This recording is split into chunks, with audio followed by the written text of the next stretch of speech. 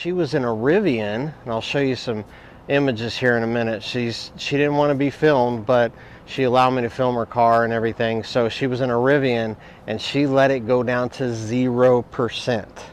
0%.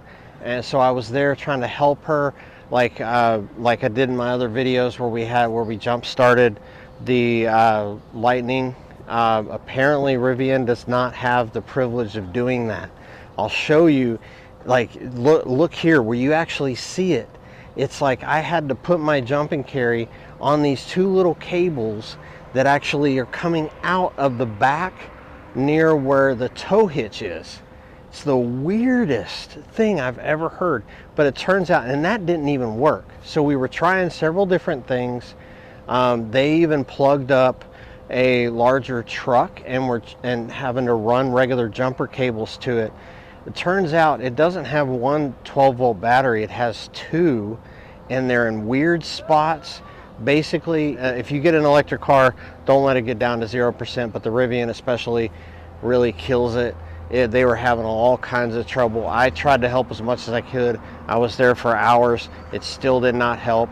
The other problem with the Rivian is that the charging port opens electronically.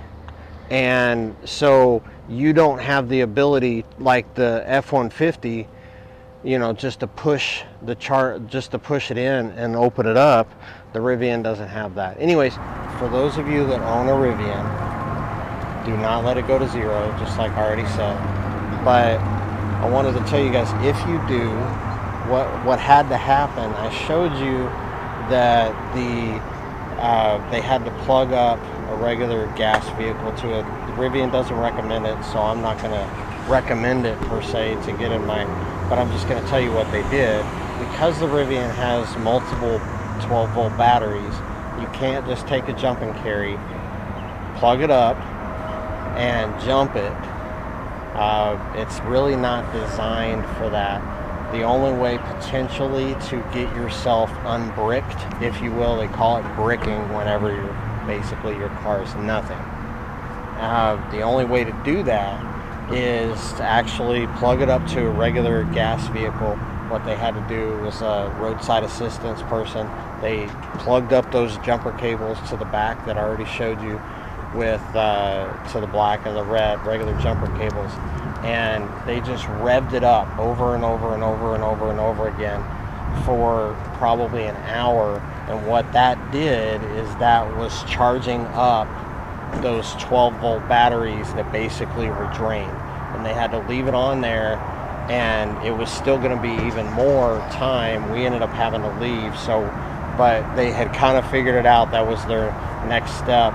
The screen started coming back on and things like that. So it looked like it was going to, which it needs that accessory power in order to be able to recognize to charge.